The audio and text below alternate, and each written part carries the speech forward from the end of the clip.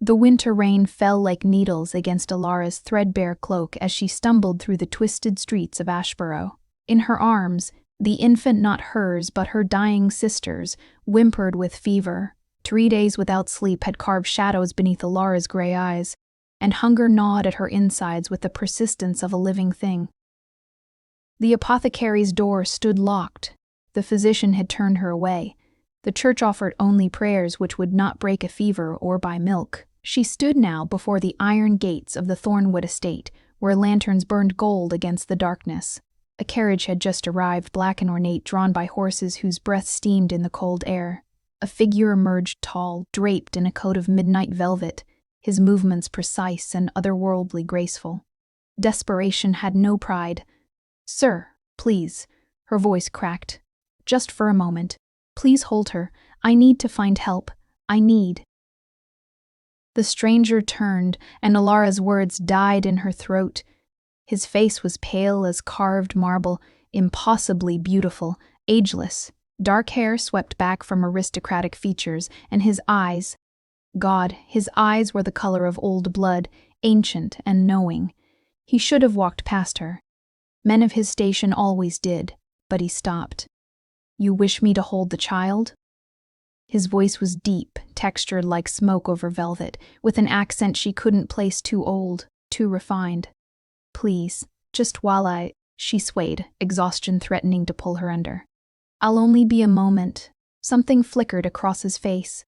Curiosity, perhaps, or amusement at her audacity. He held out his hands, gloved in fine leather. "Very well." Alara transferred the infant with trembling arms, expecting him to recoil from the bundle's peasant wrappings. But he cradled the baby with surprising care, one hand supporting the small head with practiced ease that seemed at odds with his cold demeanor. "Thank you," Alara breathed. "I just need to—" The infant stirred, a tiny fist escaping the blanket to grasp at the air. The stranger shifted his hold, drawing the baby closer instinctively, and the small hand found his wrist, where his glove had pulled back to reveal bare skin. The baby's fingernails, uncut and sharp as all infants were, scratched across his pale flesh. A single drop of blood welled up, dark and impossibly vivid against his white skin. The stranger froze. His entire body went rigid, his eyes widening with something that looked like shock, true shock, as if he hadn't experienced surprise in centuries. He stared down at the whimpering child, then at his own wrist, then at the baby again. "Where did you get this child?" His voice had changed, dropping to something dangerous and low. "She's my sister's daughter," Alara said, fear suddenly coiling in her stomach. "My sister died 3 days ago. Please, I meant no harm, your sister." He lifted the baby closer to his face, inhaling deeply, his nostrils flaring. When he looked at Alara again, his eyes had darkened to something almost black. "Who was the father?" I don't know. My sister never said. She came back to us already with child, and she wouldn't speak of it."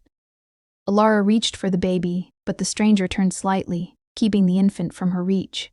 "Do not," he said softly, and the command in that single word made her hands fall to her sides. "This child carries my blood runs through her veins." The world tilted. Alara's exhausted mind struggled to comprehend his words.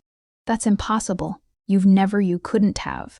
I am Cassius Thornwood, lord of this estate and these lands for longer than your lineage has existed." His eyes never left the baby's face, and something almost like wonder softened the harsh lines of his expression. "And this child is mine. I smell it in her blood. I feel it in the bond that even now forms between us. Impossible or not, she is of my line." "No." Alara shook her head, rain and tears mingling on her cheeks. "No, you're lying. You're trying to— I never lie." He looked at her then, and she saw centuries in his gaze, ancient, inhuman, absolute. "Your sister clearly encountered one of my kind. The child is Dampier, half mortal, half vampire, and she is dying because she requires blood to survive. My blood." The baby's whimper had become a weak cry. Alara could see it now, the unnatural pallor, the way the child had refused all milk, growing weaker each day. "What are you saying?" Alara whispered. I am saying, Cassius said, his voice cutting through the rain like a blade, that this child will be dead by morning unless she feeds. And I am saying that you have brought me something I thought impossible, a blood heir, proof of my continued existence on this earth. He turned toward the gates, which swung open at his approach without any visible command. Come, both of you, now. I can't. He glanced back, and his expression held no room for negotiation. The child needs sanctuary. You need food and shelter. I need answers about how this came to pass. These are facts. You may accept them here, in the rain, or inside where it is warm. But you will accept them, girl. Because whether you comprehend it or not, you stopped a stranger on the street and handed him his own daughter. The word daughter struck Ilara like a physical blow. She looked at the baby in his arms, at the way his thumb traced the infant's fevered cheek with impossible gentleness, and she understood that everything had changed, that the moment she had asked this stranger for help, she had unknowingly bound herself to something ancient and dangerous. Cassius Thornwood walked through his gates without looking back, certain she would follow. And she did, because she had nowhere else to go, and because the baby, her niece, his daughter, had finally stopped crying in his arms. The interior of Thornwood Manor swallowed Ilara whole. Marble floors gleamed beneath her muddy boots, and portraits of stern-faced aristocrats lined walls papered in deep crimson. Candles burned in silver sconces, though no servants appeared to have lit them.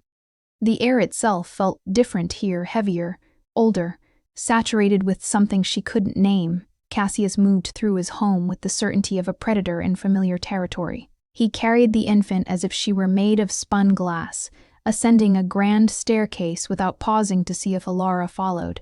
She did, of course. What choice did she have? He led her to a chamber that might have been a study once, though now it seemed more museum than workspace. Books lined the walls from floor to ceiling, their spines embossed with gold lettering in languages she didn't recognize. A fire burned in an enormous hearth, casting dancing shadows across furniture that belonged to a bygone era. Sit, Cassius commanded, gesturing to a chair near the fire. Ilara sat, her body trembling now that the immediate crisis had passed or evolved into something stranger. Cassius laid the baby on a settee, arranging her with careful precision. The infant's breathing had grown shallow, her lips tinged blue. Ilara started to rise, maternal instinct overriding fear. But Cassius raised one hand. She needs blood, not comfort. He removed his coat with fluid grace, then began unbuttoning his shirt cuff. This will be unprecedented. I have never fed one of my own kind, much less an infant dampier. Fed. Ilara's voice came out hoarse. You mean to give her your blood? She will die without it. He rolled back his sleeve, exposing his forearm pale skin over lean muscle, threaded with veins that ran too dark beneath the surface. Though I confess, I do not know if this will save her or make her transition more complete. Transition to what? He finally looked at her directly, his red eyes holding hers with uncomfortable intensity. To what I am. Vampire. Immortal, cursed to walk the night and feed on the living. A bitter smile touched his lips. Though in her case the curse came unbidden, a child should not bear such a fate. Ilara's mind reeled. Vampires. He spoke of vampires as if discussing the weather, as if his impossible claim were simple fact. This is madness, she whispered. Yes. Cassius lifted the baby into his arms again, cradling her against his chest. It is, and yet here we are. He brought his wrist to his mouth, and Ilara saw his teeth change, elongating, sharpening, becoming the fangs of legend. He bit into his own flesh without ceremony, dark blood welling up instantly. He pressed his bleeding wrist to the baby's lips. For a moment, nothing happened. The infant remained limp, unresponsive. Ilara's heart clenched with grief. She had already lost her sister. Losing the baby would break what little remained of her. Then the child latched on.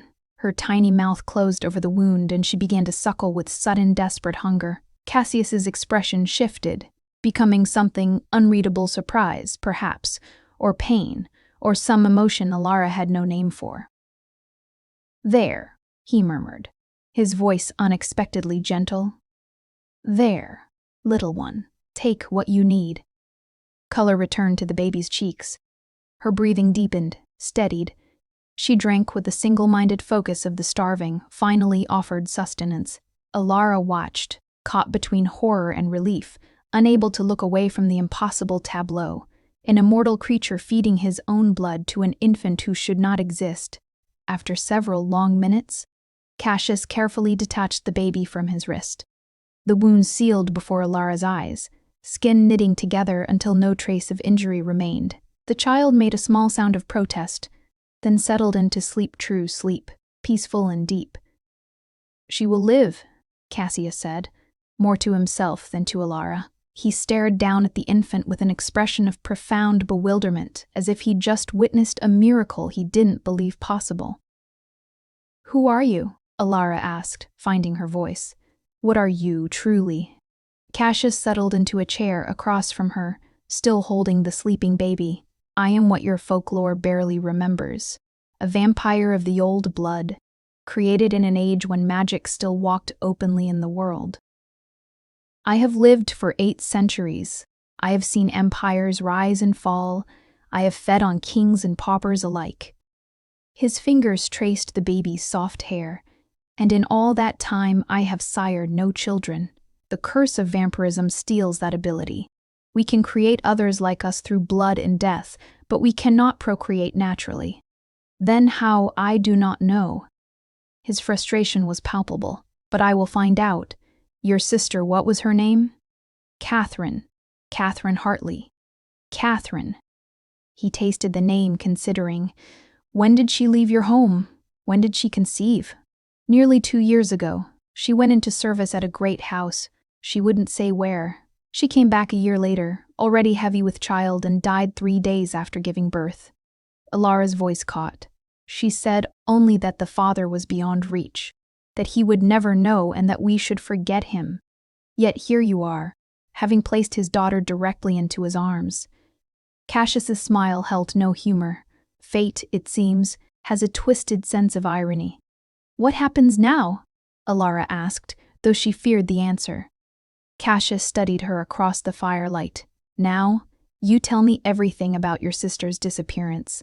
Every detail, no matter how small, and in return, you and the child will have my protection, my resources, and my sanctuary. Because this baby my daughter has enemies she does not yet know exist. The vampire covens forbid procreation. The fact of her existence could start a war." "A war?" "An ancient one," he confirmed, his voice dropping to something dark and deadly. "And I will burn the world to ashes before I let them harm her." The certainty in his words sent ice down Alara's spine. She had sought a moment's help from a stranger, and instead had stumbled into an immortal's nightmare, and pulled her niece into it with her. The baby slept peacefully in the arms of a monster who called her daughter. And Alara understood with crushing clarity that there was no going back. Alara did not sleep that night. How could she, knowing what walked the halls of Thornwood Manor? Instead, she sat in the chamber. Cassius had provided a room larger than the entire cottage she'd shared with her sister, furnished with a canopied bed and velvet curtains, and watched the baby sleep in a cradle that had appeared as if by magic. Everything here appeared as if by magic. Meals materialized on silver trays. The fire never died. And yet Alara had seen no servants, heard no footsteps beyond her own and Cassius's. She was alone in a house with a vampire. The thought should have terrified her more than it did. But exhaustion had dulled her fear, and beneath it lay something else. A strange, reluctant gratitude. Whatever Cassius Thornwood was, he had saved the baby when all of Alara's human efforts had failed. Dawn came slowly, gray light filtering through heavy curtains. Alara finally allowed herself to sleep, curling in a chair beside the cradle, one hand resting on its edge. She woke to find Cassius standing in the doorway. "You should have used the bed," he said quietly. He'd changed clothes, now dressed in a simple black shirt and trousers that somehow looked more expensive than most people's finest garments. In the morning light, his unnatural beauty became even more apparent. No living man could possess such perfect symmetry, such ageless features. I needed to stay close to her, Alara replied, sitting up too quickly. Her neck protested the awkward sleeping position. She is well.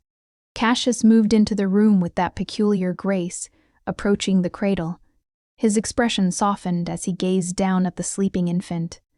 Better than well. The blood has taken hold. She will thrive now. For how long? Until she needs more? Dhampir are not fully vampire.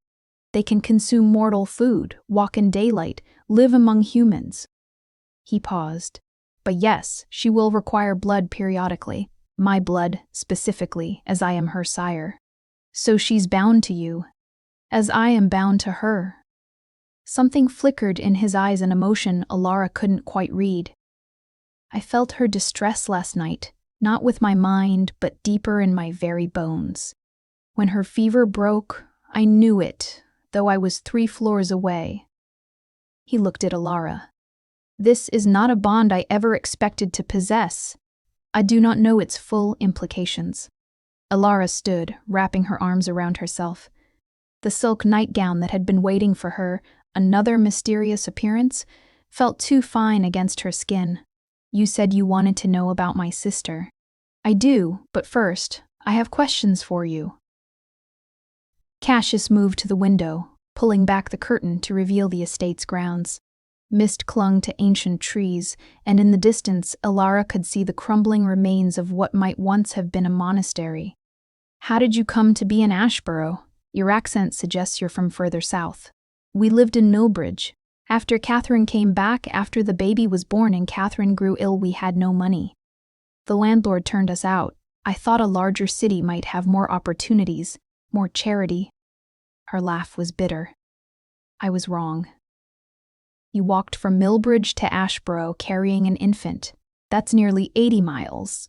I did what I had to do. Cassius turned back to her, and she saw something like respect in his gaze. You possess considerable strength for one so young. How old are you?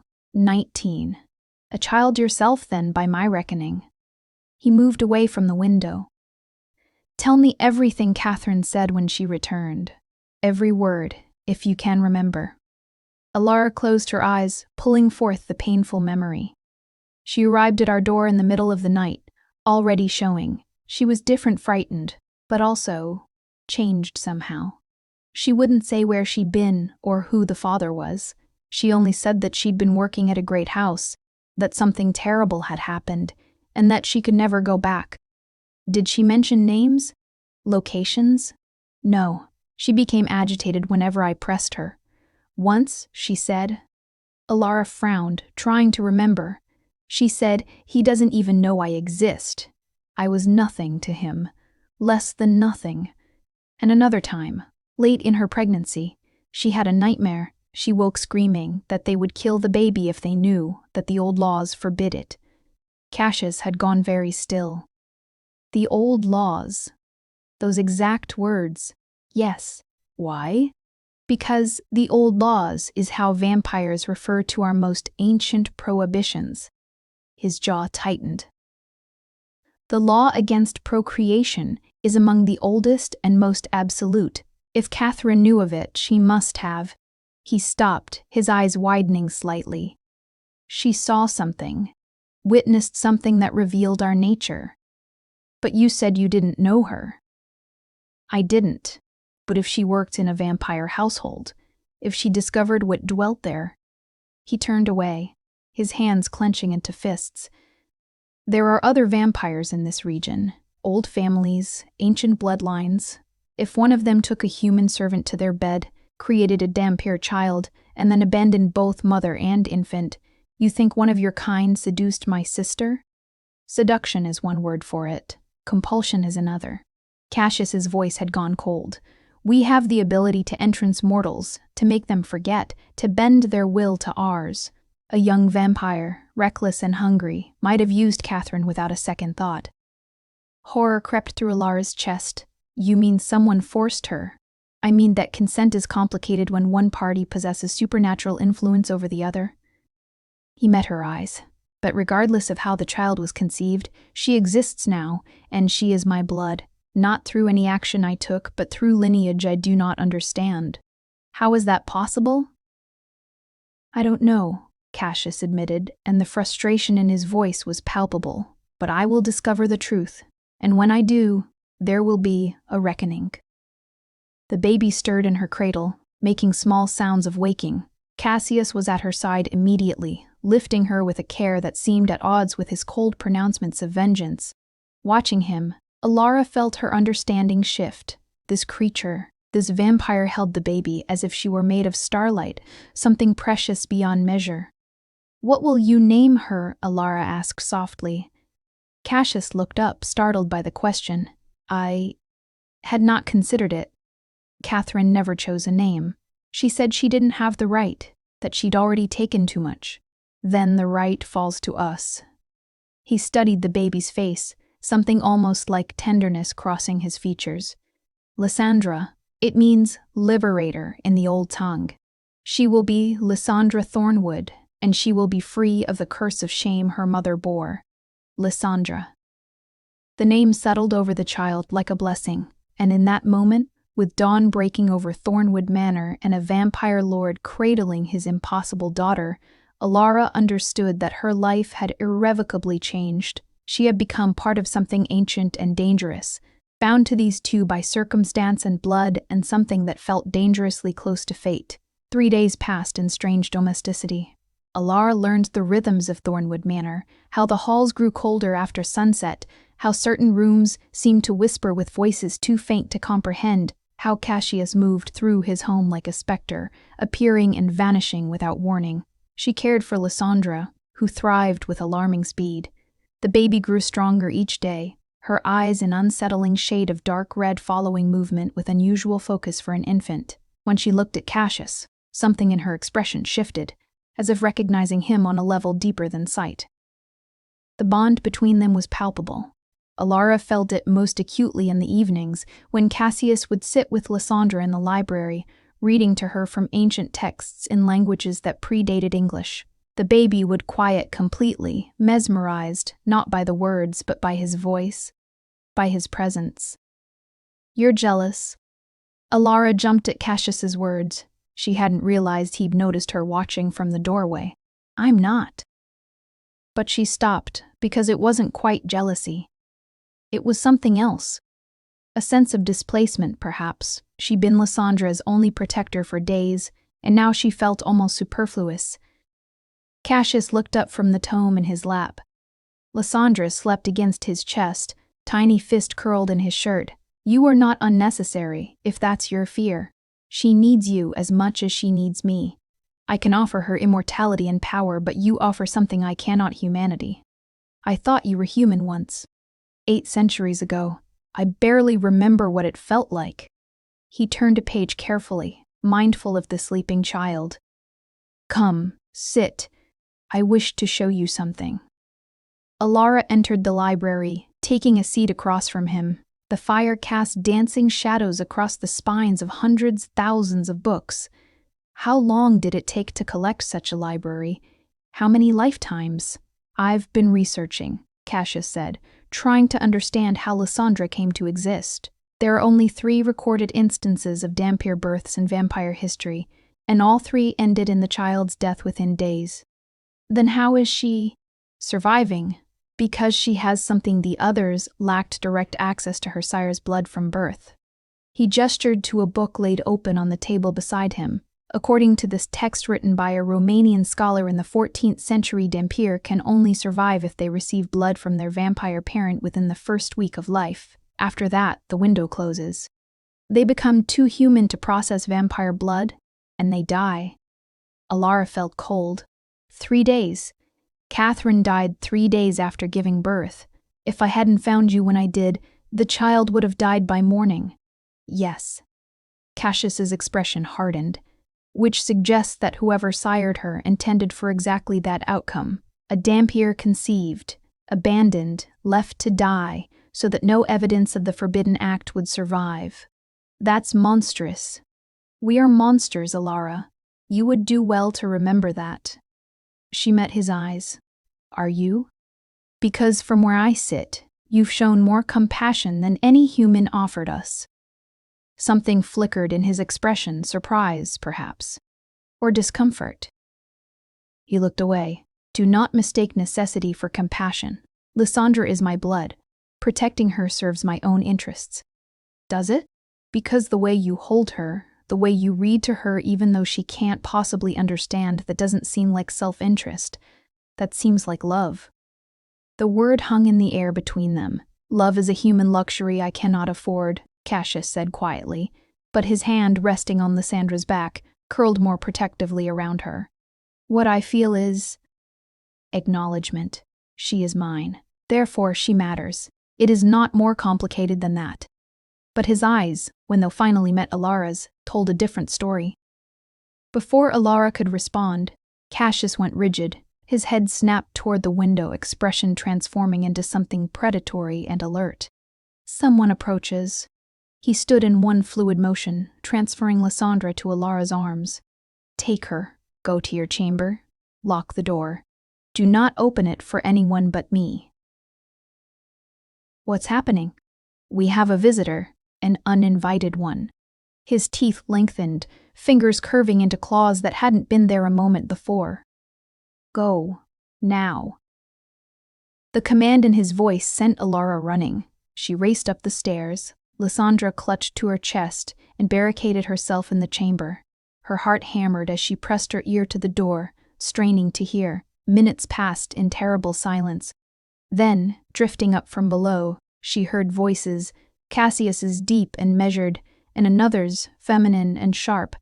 Audacity to harbor it here in defiance of the covenant, my bloodline, my choice. The covenant does not govern what happens within my own walls. The child is an abomination. The law is absolute, Cassius. You know this. You helped write it. I also know that laws can be changed, and I will not destroy what fate has placed in my hands. Then you doom us all. The old families will demand the child's death. A Dampier cannot be allowed to exist. Let them demand. Let them come. I am Cassius Thornwood, first of the Red Court, and I have stood for 8 centuries. Any who wish to take Lysandra from me may try. They will fail. Silence. Then you speak of war. I speak of protection. If that becomes war, so be it. Footsteps. The sound of the front door opening and closing with finality. Alara sagged against the wall, Lysandra still sleeping peacefully in her arms, oblivious to the danger circling her small life, when Cassius finally knocked on her door 3 measured taps. Alara opened it to find him looking more tired than she'd yet seen him, the immortal mask slipping to reveal something ancient and weary beneath. They know about her, he said without preamble. Word has spread. The vampire families are gathering to discuss Lysandra's fate. What will they decide? That she must die. That is the only decision the covenant allows. He looked at the sleeping baby, his expression unreadable. But they will have to go through me first, and I have not endured 8 centuries only to surrender now. Why? Alara whispered. Why risk everything for a child you only just discovered? Cassius met her eyes, and in them she saw something raw and honest. Because for 800 years I have been nothing but death, and she. He reached out, touching Lysandra's tiny hand with infinite care. She is life, my life, and I will not let them extinguish it. In the distance, thunder rumbled. The war had begun. The summons arrived at midnight, delivered by a pale youth with hollow eyes and the bearing of the old dead. He handed Cassius a sealed letter, bowed without speaking, and dissolved into mist before Alara's disbelieving eyes. They waste no time, Cassius said, breaking the black wax seal. His expression darkened as he read. The Red Covenant convenes in 3 nights. My presence is required. They will judge Lysandra's fate. Can they do that? Force you to attend? The Covenant is not a request. It is the governing body of all vampire bloodlines in this region. 12 families, each older than most mortal nations. To refuse their summons is to declare oneself rogue, outcast, hunted. He set the letter down with controlled precision. I will go, but Lysandra stays here under my protection. Won't that just anger them more? Probably. A grim smile touched his lips. But I will not bring a child before a council of predators who have already decided her death. Over the following days, tension settled over Thornwood like a shroud. Cassius spent hours in his study, surrounded by ancient texts and correspondence with allies Alara hadn't known he possessed. He wrote letters in archaic script, sealed them with his own blood, and sent them into the night via means she didn't understand and wasn't certain she wanted to. Alara, meanwhile, devoted herself to Lysandra. The baby grew with supernatural speed, already able to focus her eyes, to grasp with surprising strength, to make sounds that seemed too purposeful for an infant barely a week old. "She's aware," Alara murmured one evening as Lysandra watched her with those unsettling red eyes. "More than she should be."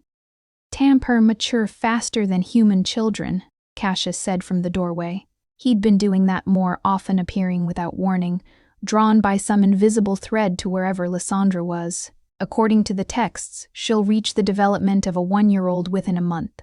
That's not natural. No, but neither is she. He entered the room, and Lysandra immediately reached for him, making insistent sounds. Cassius took her, and the baby settled instantly against his chest. "She knows me. The blood bond is strengthening." Alara watched them, feeling that strange displacement again. "What happens at the Covenant meeting?" "They will argue for her death. I will argue for her life. A vote will be taken. If the majority rules against me." He stroked Lysandra's dark hair. "Then I become outcast, and we flee." "Where would you go?" "Anywhere they aren't. The world is large, even for immortals." His jaw tightened. "But I would prefer not to spend centuries running. I built this place. These lands have been mine since the Norman conquest. I will not surrender them easily." "Then we need to convince them she's not a threat." "She is a threat. Her very existence challenges the old laws, suggests that vampires are not as sterile as we believed, that we might propagate naturally rather than through blood and death." He looked at Alara. "To the Covenant, that's terrifying.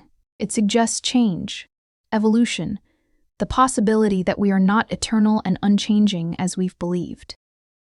"Isn't change good?" "Not to creatures who have existed unchanged for millennia. We are fundamentally conservative, Alara. We fear change because change means the unknown, and the unknown could destroy us." The night of the Covenant arrived too quickly. Cassius, dressed in formal attire, black silk and velvet, with a cloak that seemed woven from shadow itself. He looked every inch the Lord, ancient and terrible and beautiful. When he came to say farewell to Lysandra, his hand lingered on her cheek. "If I do not return by dawn," he said to Alara, "take her and go. There's a carriage ready, papers that identify you as my ward, and enough gold to take you to the continent. Paris has vampire families more progressive than ours. Seek them out." "You'll come back," Alara insisted, though fear coiled in her stomach. "Perhaps." He looked at her then, really looked, and something in his expression shifted. "You have been braver than I had any right to expect. Thank you for that. For staying, for caring for her when you could have run." "Where would I run to? You saved her. You saved us both, and brought you into danger in the process. We were already in danger. You just gave us a chance." Cassius studied her face as if memorizing it. Then, surprising them both, he reached out and touched her cheek, one cold finger tracing the line of her jaw with unexpected gentleness. "Stay safe, Alara Hartley, both of you." Then he was gone, dissolving into shadows that poured through the window and into the night. Alara sat with Lysandra, listening to the manor settle around them. Hours passed with agonizing slowness. She tried to read but couldn't focus. She tried to sleep but kept startling awake at every sound. Lysandra remained unusually alert, her red eyes fixed on the window as if she too sensed her father's absence. Dawn approached. The sky lightened incrementally, gray filtering through the heavy curtains. Alara's chest tightened with each passing moment. If Cassius didn't return, if the Covenant had ruled against him. The window burst open. Cassius crashed through in a shower of broken glass, hitting the floor hard. His fine clothes were torn, soaked with dark blood, his own blood. Alara realized with horror. Deep wounds scored his chest and arms, and one side of his face bore burns that made her gasp. "Cassius!" She ran to him. Lysandra clutched to her chest. He raised one hand, forestalling her. "Don't. I'm unstable. The bloodlust." His eyes had gone completely black, his fangs fully extended. He looked every inch the monster he'd claimed to be. "What happened?" "War," he gasped, the word more growl than speech. "The Covenant ruled against us, 7-5. And when I refused to surrender Lysandra," he laughed, the sound bitter and pained. "I fought my way out. I've killed 3 of them, ancient vampires, dead by my hand. There's no going back now. You're hurt, I'll heal. But they're coming, Alara. The Covenant is coming here, to finish what they started." Lysandra began to cry, a sound of distress that seemed to pierce Cassius's barely held control. He looked at the baby, at Alara, and something resolved in his expression. "Then we make our stand here," he said, forcing himself upright despite his wounds. "In my own home, where I am strongest." "Against all of them?" "Against all of them," he confirmed. "For her. For both of you, until my last breath fails." And Alara, holding his impossible daughter, understood that she was about to witness the war of immortals. The first would die before they surrendered. Cassius's wounds closed slowly, too slowly. Vampire healing was swift, Alara had learned. But these injuries resisted, the flesh knitting and tearing open again as if fighting against itself.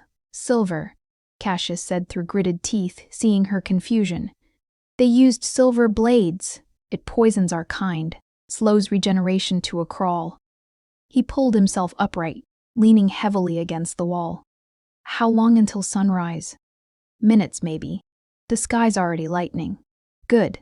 That buys us hours. They can't approach in daylight. Not the old ones, at least. The younger vampires might risk it, but they won't lead the assault." He moved toward Lysandra, his movements stiff with pain. When he touched the baby's hand, some of the tension left his frame. "The bond helps. She anchors me, keeps the bloodlust at bay." "You need to feed," Alara said, understanding dawning with uncomfortable clarity. "Don't you? To heal properly." "Yes. But I will not." He stopped, meeting her eyes. "I will not take from you, Alara. I have never fed from an unwilling human. I won't start now, regardless of necessity. What if I'm willing?" The words hung between them, shocking them both. "No," Cassius said flatly. "Absolutely not. You said they're coming. You need to be strong enough to fight them, to protect Lysandra." Alara stepped closer, Lysandra cradled in one arm. "I'm offering. Take what you need." "You don't understand what you're asking. The feeding, it's intimate, invasive. It would bind you to me in ways you cannot comprehend." "I'm already bound to you. We both are. The moment you recognized Lysandra as yours, our fates became intertwined." She held his gaze, refusing to look away. "So stop being noble and take what you need to keep us alive." Cassius stared at her, and she saw the war in his expression, hunger, battling against centuries of self-control, necessity against principle. Finally, he closed his eyes. "Very well, but only what's necessary. Nothing more." He took Lysandra from her arms, placing the baby in her cradle with infinite care. Then he turned back to Alara, and the predator in him rose to the surface, eyes darkening, fangs lengthening, his entire presence becoming something otherworldly and dangerous. "Sit," he commanded, his voice carrying that supernatural weight that made disobedience impossible. Alara sat on the edge of the bed. Her heart hammered, but it wasn't entirely fear. There was something else, anticipation perhaps, or the strange thrill of standing at the edge of an abyss. Cassius knelt before her, bringing them to eye level. "I will be as gentle as I can, but there will be pain, initially." "I understand." He reached up, tilting her head to expose her throat. His fingers were cold against her skin, but not unpleasantly so. He leaned in, his breath ghosting across her neck, and Alara's entire body tensed. "Breathe," he murmured. It will be easier if you don't fight it. She tried. She focused on her breathing, on the sound of Lysandra's soft snoring from the cradle, on anything but the anticipation of... He bit down. Pain lanced through her, sharp and overwhelming, and she gasped. But then, oh God, then something else flooded through her. Warmth. Pleasure. A sensation so intense it bordered on ecstasy, radiating from the point of contact throughout her entire body.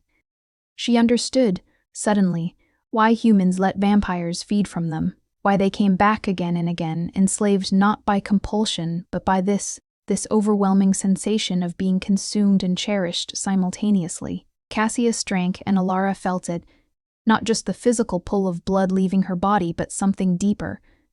She felt his hunger, his pain, his desperate determination to protect what was his. She felt 8 centuries of loneliness, of existing as a beautiful corpse in a world that moved on without him.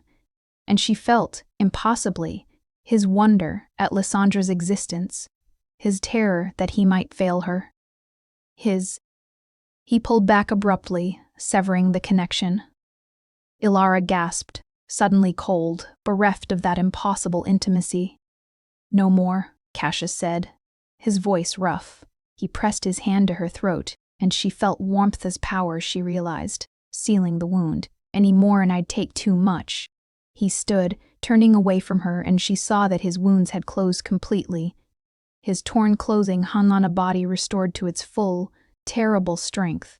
"Thank you," he said without looking at her. "That was more than I deserved." Alara touched her throat, feeling smooth skin where moments before his fangs had pierced. "I felt you," she whispered. "Your thoughts, your feelings. The blood bond. It goes both ways during feeding." He finally turned, and his expression was carefully neutral. "I'm sorry you had to experience that." "I'm not." The admission surprised them both. Cassius stared at her, something vulnerable flickering in his red eyes before his mask slammed back into place. "We need to prepare," he said, all business now. "The Covenant will come at sunset. I must fortify the manor, raise the old wards that haven't been activated in decades. Tell me what to do." For the rest of the day, Alara followed Cassius's instructions. She helped him paint symbols in his blood on doorways and windows, ancient markings that seemed to writhe when she looked at them directly. She assisted as he moved furniture, creating defensive positions throughout the manor. She watched as he drew forth weapons from hidden caches, swords and stakes, and implements of death she had no names for. Lysandra slept through it all, growing visibly even as she rested. By evening she looked nearly a month old rather than barely 2 weeks. As sunset approached, Cassius gathered them in the library, the most defensible room, he said, with only one entrance and windows that faced east. "When they come," he told Alara, "you stay here with Lysandra. The wards will hold this room longest. No matter what you hear, no matter what happens, you do not leave. Do you understand?" "Yes. If I fall, if they get past me. There's a passage behind the bookshelf. It leads to tunnels beneath the estate. Take Lysandra and run. Don't look back. Cassius promised me." She met his eyes and saw the same expression he'd worn when he first held Lysandra, that mixture of wonder and terror, of something precious and fragile held in hands designed only for destruction. "I promise." The sun set. In the distance, Alara heard them coming, footsteps that whispered across the ground like death itself, converging on Thornwood Manor from all directions. Cassius stood at the library entrance, a sword in each hand, looking every inch the warrior he'd been centuries before. "They're here," he said, and the night exploded with violence. The sounds of battle shook the manor to its foundations. Alara huddled in the library with Lysandra, flinching at every crash, every inhuman shriek that pierced the night. Through the walls, she heard Cassius fighting the ring of steel, the wet sound of tearing flesh, his voice raised in challenges spoken in languages dead for centuries. The words he'd placed glowed with eldritch light, pulsing in rhythm with the violence beyond. 3 times, something slammed against the library door. 3 times the wards held, and whatever attacked screamed in pain and retreated. Lysandra remained eerily calm, watching the glowing symbols with fascinated attention, as if understanding on some instinctual level that they represented safety. "Your father is out there fighting for you," Alara whispered to the baby. "He barely knows you, and yet he died to keep you safe." A massive impact shook the entire manor. Dust rained from the ceiling. Alara heard Cassius roar a sound of pain and rage combined, and her chest tightened with fear. The feeding bond, she realized. She could feel him through it, feel his pain as if it were her own. He was losing. The realization came with cold certainty. However strong Cassius was, however skilled, he was one vampire against the combined might of the Covenant's forces. They would wear him down, overwhelm him through sheer numbers. And then they would come for Lysandra. No. The word crystallized in Alara's mind with absolute clarity. She hadn't survived 3 days on the road, hadn't fought through poverty and desperation, hadn't watched her sister die, only to surrender now. She looked at the baby, at Lysandra, who watched her with those knowing red eyes, and made a decision. "Stay here," she told the baby, knowing it was absurd to expect understanding. But Lysandra simply blinked, as if agreeing. Alara laid her in the cradle, ensuring she was secure. Then she did the one thing Cassius had forbidden. She left the library. The manor was a war zone. Furniture lay shattered. Portraits hung in tatters, blood dark and viscous, vampire blood stained the walls and floors. Alara followed the sounds of combat, her heart hammering. She found Cassius in the grand hall, surrounded by 6 vampires. He fought with the grace of a dancer and the efficiency of a butcher, his twin swords flashing in the candlelight. 2 vampire corpses already littered the floor, slowly turning to ash. But he was wounded. Deep gashes scored his arms and chest, and he moved with the careful precision of someone conserving dwindling strength. One of the attacking vampires, a woman with silver hair and cruel eyes, noticed Alara. "The mortal. Take her. Use her as leverage." 2 vampires broke from the circle, racing toward Alara with inhuman speed. "No." Cassius's voice cracked like thunder. He moved faster than thought, intercepting them, driving his blade through the first vampire's heart. The creature exploded into ash, but the distraction cost him. The silver-haired woman's blade found his back, punching through cloth and flesh. Cassius staggered, nearly falling. "Cassius!" Alara screamed. He turned toward her voice, and in that moment of inattention, another vampire struck claws, raking across his throat, drawing blood. Cassius collapsed to his knees. The remaining vampires closed in, predatory and certain of victory. "Enough," the silver-haired woman said. "Lord Thornwood, you have fought well, but it ends here. Surrender the Dampier child, and we will grant you a merciful death." Cassius laughed, a sound wet with blood. "Mercy? From you, Seraphina? I think not." He tried to stand, failed, caught himself with one hand. "The child is mine. You'll have to take her from my corpse." "That can be arranged." Seraphina raised her blade. Alara moved without thinking. She threw herself forward, placing her body between Cassius and the descending sword. "Wait," she cried. "I'll give you what you want, just stop." Seraphina paused, curiosity flickering across her ancient face. "The mortal speaks. How charming. And what could you possibly offer me, little human?" "Information. About how Lysandra came to exist." Alara's mind raced. "You want to know how a vampire sired a Dampier, don't you? The texts say it's impossible, yet she exists. I know things about her mother, about my sister Catherine. Things that might explain it." It was a lie, a desperate gamble, but it worked. Seraphina lowered her blade slightly. "Speak. Let Cassius live. Let him heal. Then I'll tell you everything." Alara met the vampire's cold gaze without flinching. "If you kill him now, you'll never know the truth." "Alara, no," Cassius gasped. "Don't." "Quiet," Seraphina snapped. She studied Alara with unnerving intensity. "You would bargain for his life? Risk everything for a creature who would drain you without hesitation? He's already had the chance to drain me. He chose not to." Alara forced her voice to remain steady. He's shown me more humanity than any human ever did. So yes, I bargain for his life." Serafina was silent for a long moment. Then, surprisingly, she smiled. "How delightfully unexpected. Very well, mortal. You have 1 hour. Make your case to the Covenant. If your information proves valuable, we'll spare Lord Thornwood's life and grant you safe passage." Her smile sharpened. "But the child still dies. That law is absolute." "No deal," Cassius snarled, trying again to rise. "I won't." Alara knelt beside him, placing her hand over his. The touch sent a shock through the feeding bond. She felt his pain, his fury, his desperate love for Lysandra, and she felt something else. A realization, crystallizing in the connection between them. "Trust me," she whispered. Then, before he could protest, she leaned forward and pressed her lips to his.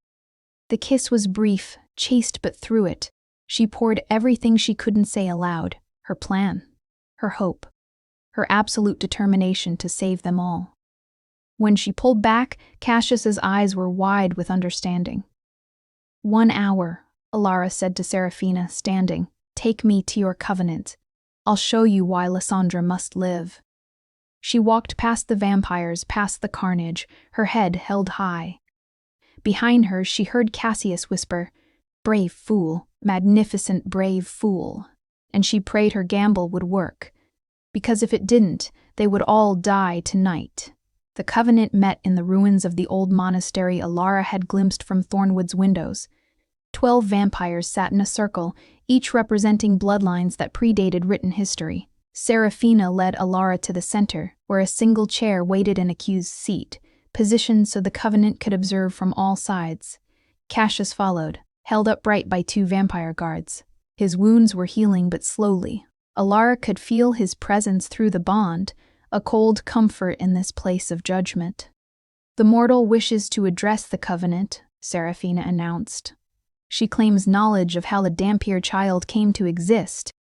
"Let her speak," said an ancient vampire whose skin had the texture of parchment. "Though I cannot imagine what a human could tell us that we do not already know." Alara stood, forcing her trembling hands to stillness. "You want to know how Lysandra exists.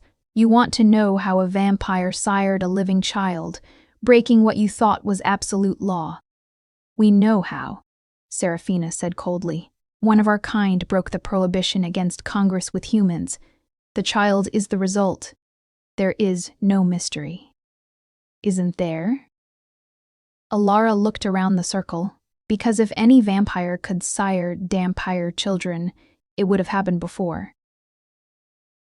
Vampires have surely lain with humans throughout history, yet there are only 3 recorded cases, and all ended in the child's death.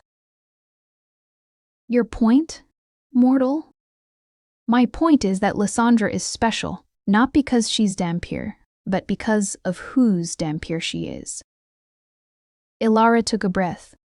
"My sister Catherine never said who fathered her child, but she spoke of old laws and great houses. She said the father didn't even know she existed, and she was terrified that they would kill the baby if they knew. She knew our nature."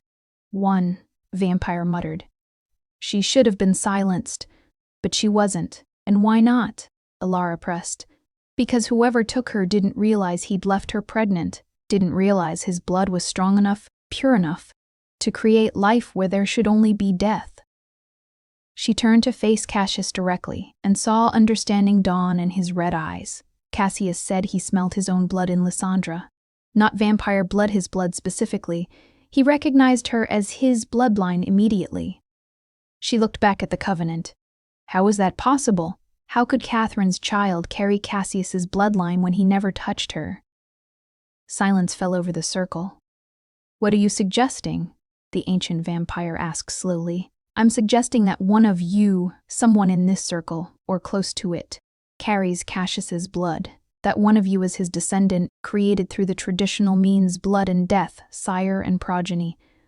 Alara's voice strengthened, "And that vampire, not knowing or caring what he was, took my sister, used her, left her pregnant with a child who carries not just vampire blood, but the blood of one of the oldest lines in existence. The Covenant erupted into argument. Voices rose in denial, in speculation, in sudden suspicion as ancient vampires looked at one another with new wariness. Seraphina raised her hand for silence. "This is speculation. You have no proof, don't I?" Ilara interrupted, reckless now. "Cassius is first of the Red Court. His blood is powerful enough to save a dying Dhampir, to create a bond strong enough to span miles. If his direct progeny sired a child, that child would inherit power far beyond a normal Dhampir." She gestured to where Lysandra waited in the library, guarded but alive. And doesn't Lysandra show exactly that? She grows at supernatural speed. She's aware beyond her age. She's survived where others died because she carries the blood of the first.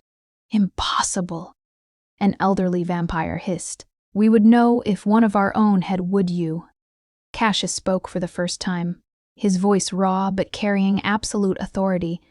"How many of you have sired progeny in the last century? How carefully do you track them? How certain are you of their activities?" He straightened despite his wounds. "Ilara is right. The child carries my blood diluted through a generation but unmistakable. One of my line broke your precious law, and now you wish to punish an infant for your failure to control your own kind." "If what you say is true," Seraphina said slowly, "then we must discover which of us is responsible." "Must you?" Ilara demanded. "Or could you simply admit that your law against Dhampir children is based on fear rather than necessity? Lysandra isn't a threat. She's a child one who needs protection, not execution." "She is evidence of forbidden congress," the ancient vampire said. "Her existence endangers the secrecy we've maintained for millennia." "Then help us keep that secret," Cassius interjected. "Let me raise her in Thornwood, away from mortal eyes. Let her grow under my protection. If she proves dangerous, I will deal with it myself." His expression hardened. "But you will not take her from me based on fear and outdated law." The Covenant deliberated in the language Ilara didn't understand, ancient and guttural. She watched their faces, trying to gauge the mood, and felt Cassius's presence in her mind, steady, anchoring, grateful. "You did well," his thought whispered through the bond. "Brilliantly, impossibly well." "I'm not finished yet," she thought back, hoping he could sense it. Finally, Seraphina turned back to them. "The Covenant has reached a decision. We will suspend judgment, for now. The child may live under Lord Thornwood's guardianship and supervision, but," she raised a hand as Cassius began to speak, "we will investigate this matter. We will discover which of our bloodlines sired the child, and that vampire will face judgment for breaking our most sacred law." "And if the father is already dead?" Cassius asked. "Then the matter is closed." Seraphina's expression softened slightly, the first hint of something other than cold authority. "Lord Thornwood, you have always served the Covenant with honor. For that, and for the strength you showed tonight, we grant you this reprieve. But do not mistake leniency for acceptance. The child walks a narrow path. One misstep, and our judgment will be swift." Cassius bowed his head. "Understood. Then this council is adjourned." The vampires began to disperse, dissolving into shadow and mist. Seraphina lingered, studying Ilara with newfound respect. "You are either very brave or very foolish, mortal. Perhaps both." She glanced at Cassius. "Guard her well, Lord Thornwood. Humans with her courage are rare." Then she, too, vanished. Cassius sagged and Ilara rushed to support him. "We need to get you back to Lysandra. The bond will help you heal. You saved us," he murmured. "Bought us time with nothing but words and wit. We're not safe yet. They'll investigate. They'll discover the truth eventually. Then we have until then to prepare." He looked at her and something in his expression made her breath catch. "But tonight we survived. Together." "Together," Ilara agreed, and as they walked back through the ruined manor toward the library where Lysandra waited, she felt the bond between them strengthen, no longer just vampire and food source, but something more complex, something dangerous, something that felt terrifyingly close to hope. The weeks following the Covenant's judgment passed in fragile peace. Cassius healed, the manor was repaired, and Lysandra grew at her alarming pace by the end of the first month. She had the appearance and awareness of a 6-month-old infant, but the investigation continued. Vampires came and went from Thornwood, ancient creatures examining Lysandra with clinical detachment, taking samples of her blood, comparing it against genealogical records that predated Christ. Alara hated every moment of it, hated the way they looked at Lysandra as a specimen rather than a child. But Cassius endured it with rigid composure, allowing the examinations because refusal would mean war. "They'll find nothing," he told Alara one evening as they sat in the library. Lysandra played on a blanket between them, her movements coordinated beyond her apparent age. "My bloodline is extensive. I've created dozens of progeny over the centuries. Tracking which one might have sired her is nearly impossible. And if they do find him, then he dies, and we're free." Cassius watched Lysandra grab at a wooden toy, his expression softening in the way it only did when he looked at her. "The Covenant wants someone to punish. Once they have their scapegoat, they'll leave us in peace. You're very calm about one of your own being executed. Any vampire of my line who would abandon a vampire child to die deserves execution." His voice hardened. "I created my progeny with care, taught them our ways, gave them centuries of guidance. If one of them was reckless enough to create Lysandra and cruel enough to leave her to die, then I failed in my duties as sire." Alara studied his profile, the sharp lines of his face, the weight of centuries in his eyes. "You can't take responsibility for everyone you've ever created." "Can't I? They carry my blood, my power, my legacy." He turned to her, and she saw the guilt there, buried deep. "Every evil they commit traces back to the moment I chose to make them immortal. That's not. It is." He stood, moving to the window. "I've been thinking about that night, when you kissed me." Alara's heart stuttered. They hadn't spoken of it since, both dancing around the moment as if acknowledging it would make it too real. "I was passing information through the bond," she said quietly. "That's all." "Was it?" He didn't turn around. "Because I felt something else, something neither of us intended." "Cassius, I'm 8 centuries old, Alara. I've taken countless lovers, fed from thousands of humans. I understand desire in all its forms." Now he did turn, and his eyes held hers with uncomfortable intensity. "What I felt in that kiss was not desire. It was connection, recognition. As if some part of me that's been dormant for centuries suddenly woke and acknowledged you as—" He stopped, looking frustrated. "I don't have words for it." "As equal," Alara said softly. "You felt me as equal, not prey or pet or amusement." "Yes." The admission seemed to cost him, and I don't know what to do with that. Before Alara could respond, Lysandra made a sound not her usual infant babble, but something closer to a word. Both adults turned to her. The baby was staring at the doorway, her red eyes wide and fixed. A woman stood there. Young, perhaps 20, with dark hair and familiar gray eyes. She wore a traveling cloak covered in road dust, and in her hand, she held a small portrait, one that Alara recognized with stunning shock. It was a portrait of Catherine. "I'm looking for my sister," the woman said, her voice trembling. "Catherine Hartley. I was told she came to Ashboro. I was told she died here." Her eyes found Lysandra, and that she left a child. Alara couldn't breathe. "Margaret?" The woman's head snapped toward her. "Alara? Oh God, Alara!" She rushed forward, and the sisters embraced with desperate strength. "I thought I'd lost you both. When I came home and found the cottage empty, found your letter, I didn't think you'd come looking." Alara pulled back, seeing how her younger sister had changed, grown taller, more confident, beautiful in ways that stabbed at her heart. "You were in service. You had a good position. And you're my sister. Did you think I'd abandon you?" Margaret looked past Alara to where Cassius stood, his expression carefully neutral. "Who are you?" "I am Cassius Thornwood, lord of this estate."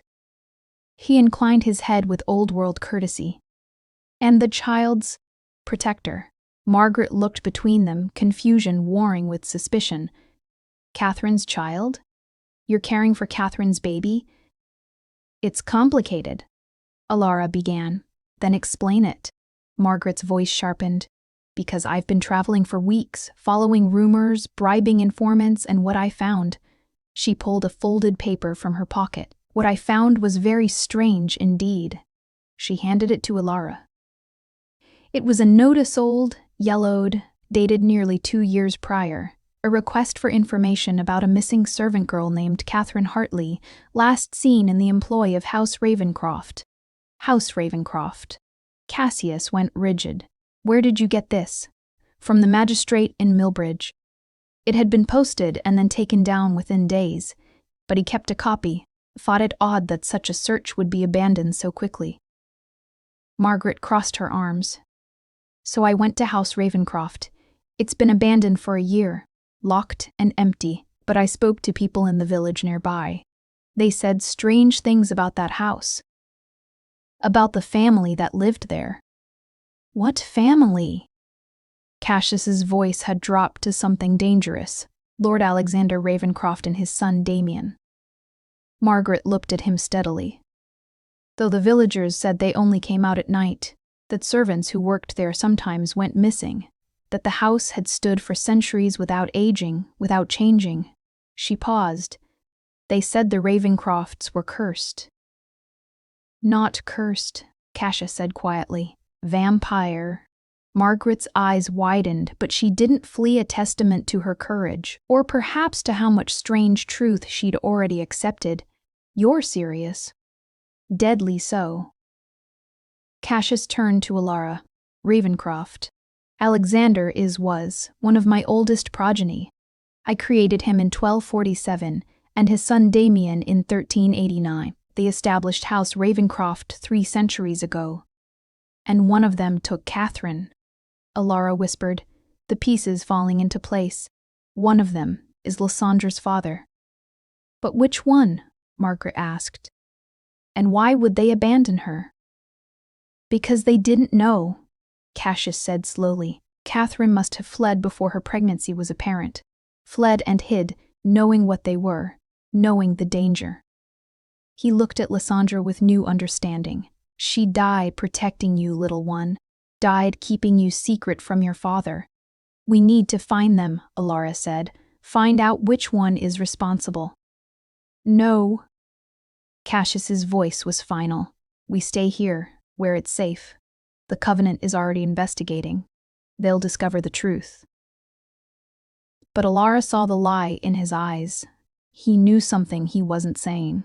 And as Margaret settled into Thornwood, as the 3 of them formed an unlikely family around one impossible child, Alara felt the bond between herself and Cassius deepening, no longer just blood and necessity, but something that terrified them both, something that felt dangerously like belonging. The summons came at midnight, 3 months after Margaret's arrival. A single word burned into parchment in Cassius's own blood. Come. Seraphina stood at Thornwood's gates, her expression grim. We've found him. The father. Lord Thornwood, you must come alone. No, Alara said immediately. She'd learned to speak her mind in these months, learned that Cassius valued her voice. Where he goes, I go. This is Covenant business, and Lysandra is my niece. I have every right to know who fathered her. Alara met Seraphina's cold gaze without flinching. You've let me into your world. You can't shut me out now. Seraphina looked to Cassius, who simply nodded. She comes, or I don't. Very well, but the child stays here, guarded. Margaret agreed to watch over Lysandra, and so Alara found herself traveling through the night in a carriage that moved faster than any mortal vehicle should, drawn by horses that breathed smoke instead of steam. They arrived at the ruins of House Ravencroft as dawn threatened the eastern sky. The Covenant had assembled in the Great Hall, or what remained of it. The house had been partially burned, its elegant architecture now blackened and broken. In the center of the ruined hall, chained with silver, knelt a vampire. He was young appearing, perhaps 25, with dark hair and Catherine's gray eyes. No, not Catherine's eyes. Lysandra's eyes. Alara realized with shock, the same shade of gray, before the vampire blood had turned them red. "Damien Ravencroft," Seraphina announced, "son of Alexander Ravencroft, of the bloodline of Cassius Thornwood. He has confessed to Congress with a human servant named Catherine Hartley. He is admitted to using compulsion to cloud her memory and to abandoning her when she fled his household." Cassius moved forward, his expression unreadable. "Why?" Damien looked up, and Alara saw shame in his young face. "I didn't know she was pregnant, I swear it. She ran before I realized. Before the glamour fully faded. By the time I went looking for her, she'd vanished." His voice broke. "I thought she was just another human, another brief amusement." "I didn't know, you didn't care to know," Cassius corrected coldly. "You used her and discarded her, never imagining there might be consequences to your carelessness." "Yes." Damien's head dropped. "I am guilty of everything they accuse me of. I broke the old laws. I created a dampier child through recklessness and lust. I deserve execution." "Yes," Cassius agreed, "you do." He drew a silver blade. "Wait." Alara stepped forward, shocking everyone, herself included. "Before you kill him, he deserves to meet his daughter." Silence fell over the assembly. "The child should not," one vampire began. "The child deserves to know her father, even if only for a moment."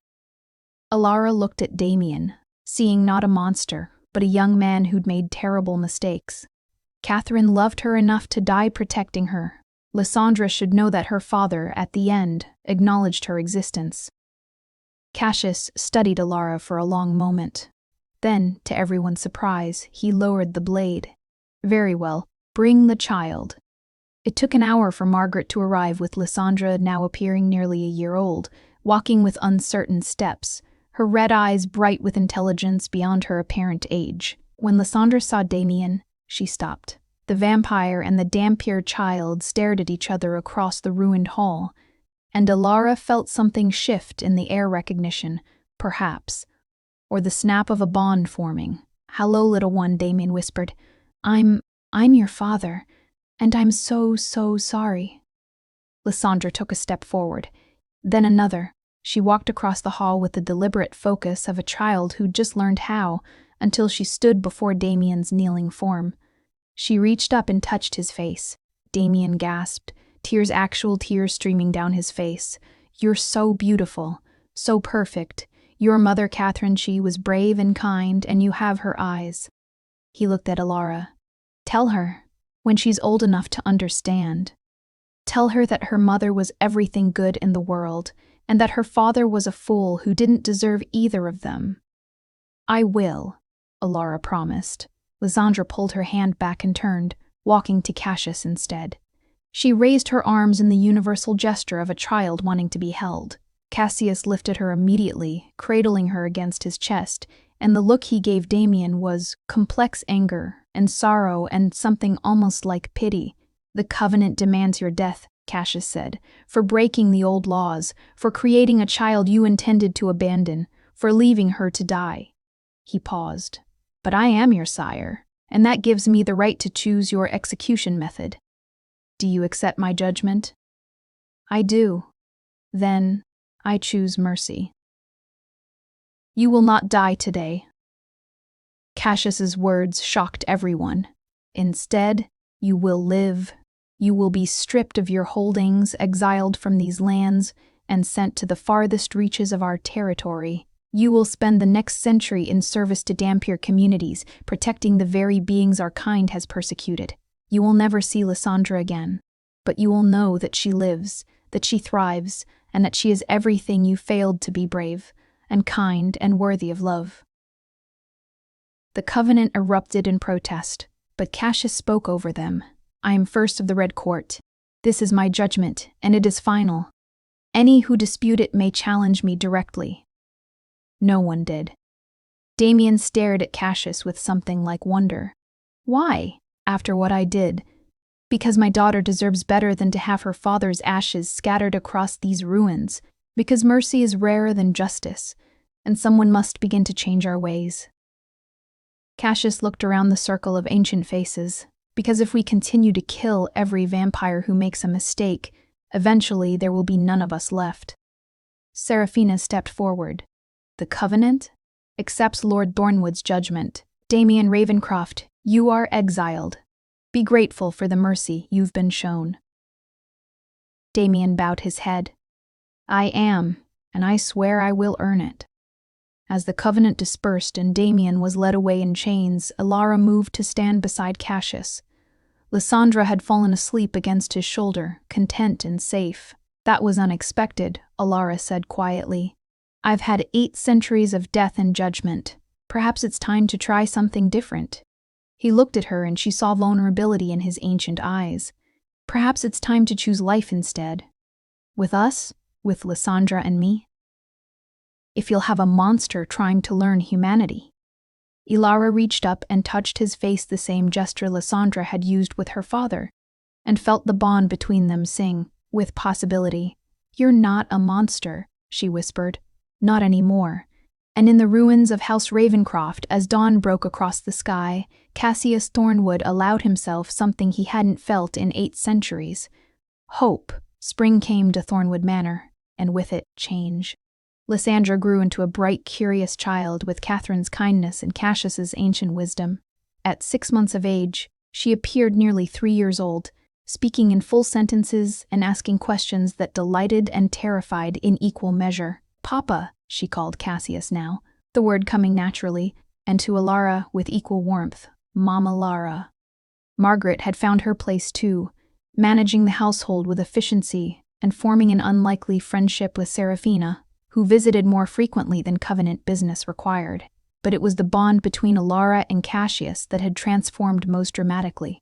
They moved around each other with the ease of long familiarity now, their connection deepening through shared care of Lysandra and countless quiet evenings in the library. The feeding bond had evolved into something more complex, not quite love. Neither of them was brave enough to name it yet, but something precious nonetheless. You're staring, Cassius said without looking up from his book. They sat together by the fire, Lysandra asleep across both their laps, her small body bridging the space between them. I'm thinking. Dangerous occupation. Now he did look at her, a smile playing at his lips, a real smile. Not the cold mask he'd worn when they first met. I was thinking about what happens next. About the future. Ah. His expression sobered. You thinking about mortality. Alara had been dancing around this thought for weeks, but now it crystallized with uncomfortable clarity. Lysandra will live for centuries. You'll live forever. And I'll be gone in 50 years, maybe less. 63 years, Cassius corrected softly. By my estimation, you're healthy, strong. Barring accident or disease, you'll live to nearly 80. You've calculated it. I calculated everything. It's the curse of immortality, too much time to think. He reached across Lysandra's sleeping form to take Alara's hand. His touch was cold as always, but no longer unwelcome. I won't pretend I haven't thought about it, about what it will mean to watch you age, to lose you. There's another option. The words hung between them, heavy with implication. No. Cassius's voice was firm. I won't turn you, Alara. I won't make you into what I am. Why not? You've created progeny before, and I remember every one of them. Remember the moment their human warmth died. Remember watching their eyes change as they realized what they'd become. He shook his head. I won't do that to you. I won't steal your humanity for my own comfort. What if it's not for your comfort? What if I want it? Want to stay with Lysandra, to watch her grow, to help guide her through the centuries? You don't know what you're asking. Don't I? Alara leaned forward, careful not to disturb Lysandra. I've lived here for months. I've seen what you are. I've felt your hunger through the bond, experienced your memories when you feed from me. I know exactly what I'm asking. You know the surface. You don't know the crushing weight of centuries, the way everything begins to lose meaning when you've experienced it 1,000 times. You don't know the loneliness. He stopped, his control fracturing, the terrible, absolute loneliness of watching everyone you love turn to dust while you remain unchanged. Then don't be lonely anymore, Alara said quietly. Let me choose this. Let me stay. And if you come to hate me for it, hate what you've become, then I'll hate you for a few centuries and get over it. She managed a smile. But I don't think I will. I think I might love you, Cassius Thornwood. And I'd rather have eternity with you than a handful of years. The confession shocked them both. Cassius stared at her, his red eyes wide with something that looked like wonder. You can't, you don't. I do. Somehow, impossibly, I do. Alara felt tears threaten. I love the way you hold Lysandra, as if she's made of starlight. I love how you read to her every night in languages that died millennia ago. I love that you chose mercy over vengeance when every instinct told you to kill. I love that you're trying to learn humanity again after so long without it. She took a shaking breath. So yes, I love you.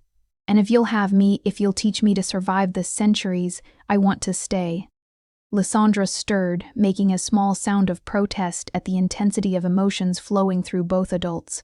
Cassius calmed her with a gentle touch, his fingers smoothing her dark hair. When he looked back at Alara, his mask had shattered completely. If I do this, if I turn you, it must be done properly, not in haste or passion, but with intention, with ritual. His voice dropped. You'll drink my blood 3 times over 3 nights. On the 3rd night, I'll drain you to the edge of death, and you'll drink again.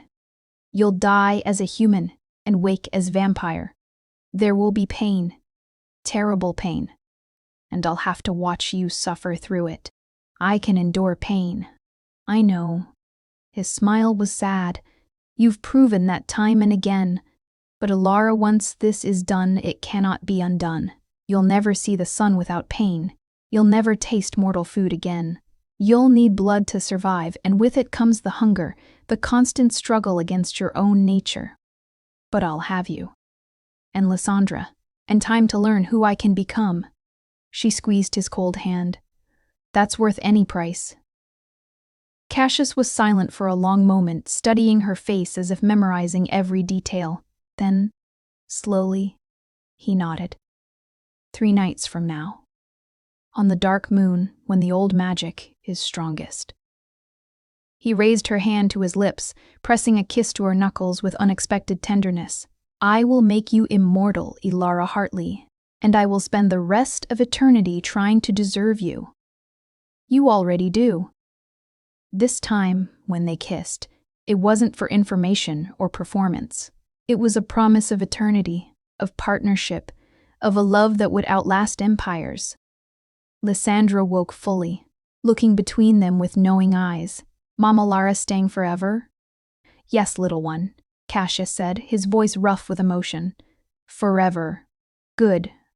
She settled back into sleep, content, and as darkness fell over Thornwood Manor, Alara felt the future unfold before her centuries of nights, with this impossible family, an eternity of learning to be more than human, a love that would endure long after the stars themselves burned out. She was afraid, but she was ready. 3 nights until her death. 3 nights until her rebirth. 3 nights until forever began. Outside, the wind whispered through ancient trees, carrying with it the promise of eternity, bitter and sweet, dangerous and beautiful, everything she'd never known she wanted. And in the library of Thornwood Manor, a vampire, a human, and their impossible child slept together by the fire, bound by blood and love and the courage to choose hope over fear. The story of how a poor girl asked a stranger to hold her baby and instead found forever was just beginning.